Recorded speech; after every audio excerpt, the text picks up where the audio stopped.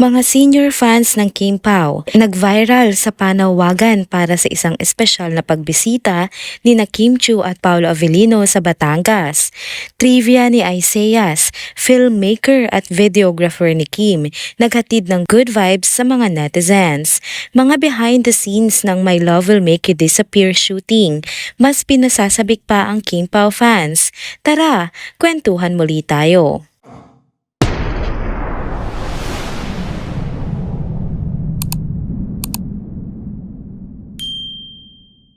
Hello mga ka-trenders!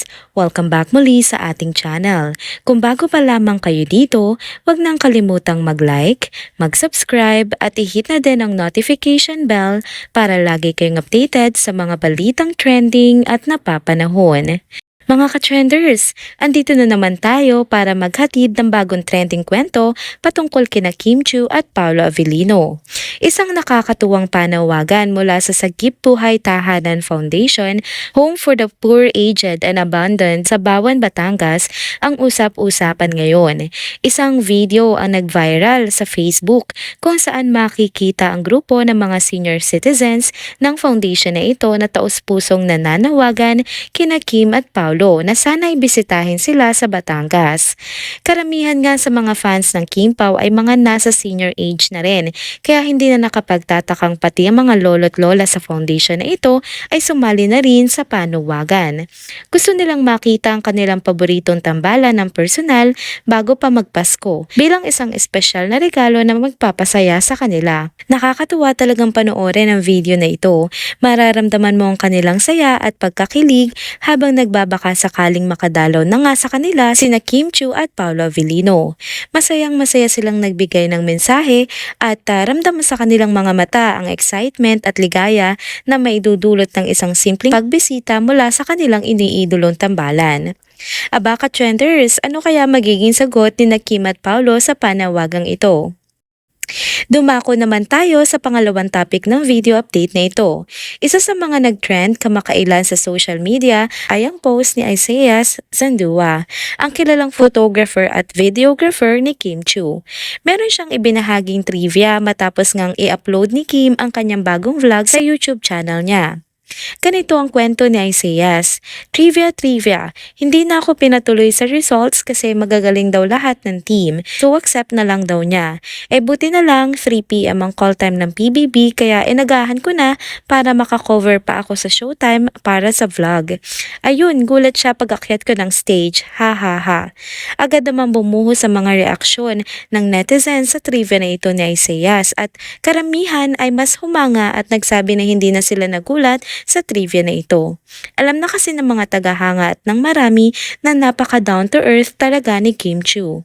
Nasaksihan na rin ito ng marami ng ilang beses, kaya mas lalo nilang na-appreciate ang pagiging humble niya, lalo na bilang isang sikat na actress at TV host. Marami rin na nagsabi na talagang hindi pala assume si Kim sa kanyang sarili at lubos ang kanyang respeto sa kanyang mga kasamahan sa industriya. Kaya naman hindi katakatakang mahal siya, hindi lang ng kanyang mga fans kundi pati na rin ng mga katrabaho niya. Nakikita nilang tunay na mabait si Kim at laging maayos makisama, kaya patuloy ang suporta ng mga tao para sa kanya. Bilang pasasalamat, ipinaaabot din ng mga fans ni Kim ang kanilang appreciation sa lahat ng taong tumutulong at sumusuporta kay Kim, lalo na nga si Isaias na ramdam ng Kim Pao fans na mahal at buo ang suporta para sa kanilang Chinita Princess. Narito naman ang huling bahagi ng ating video update na ito. Nagsimula na nga ang puspusang pagsushoot ng pelikulang inaabangan ng marami na pagbibidahan ni na Kim Chiu at Paolo Avellino. Dahil sa patuloy na paglalabas ng ilang behind the scenes photos at teasers mula sa set, lalong umaapaw ang excitement ng Kim Pao fans. Sa mga larawang lumalabas sa social media, makikitang nakafocus si na Kim at Paolo sa bawat eksena. Kapansin-pansin ang kanilang chemistry na bumabalot sa bawat kuha na nagiging usap-usapang netizens online. Matatanda ang marami na nga nagtatanong kung may mga bagong development na ba sa relasyon ng dalawa, lalo na't naman ng mga manonood at ng kanilang fans ang syempre kanilang galing sa pag-arte at tila walang effort na pagpapakilig. Naging matunog din na nasabing proyekto nila sa Twitter at na ngayon ay X at Facebook, kung saan nagsisimula ng mag-trend ang hashtag na hashtag #KimPauMovie. Kasabay nito, patuloy na ini-endorso ng kanilang mga tagahanga ang pelikula sa iba't ibang social media platforms. Ipinapakita ang matinding suporta para sa dalawa.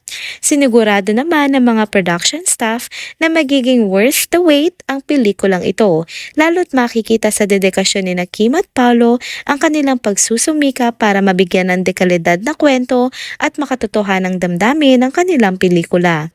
Sa mga susunod na araw, inaasahan pang dadami ang updates mula sa set at mas lalo pang aasahan ng kanilang mga fans ang bawat eksena na tiyak na magbibigay ng ngiti at kilig sa kanila. Tunay ngang isang malaking milestone ang pelikulang ito, hindi lamang para kay Kim at Paolo, kundi para rin sa kanilang fans na matagal nang naghihintay na nga ng ganitong klaseng proyekto mula sa kanilang dalawa. Kung ang behind the scenes pa lang ng shooting ay trending na, siguradong mas magiging mainit ang usapan oras na ipalabas na ang mismong pelikula.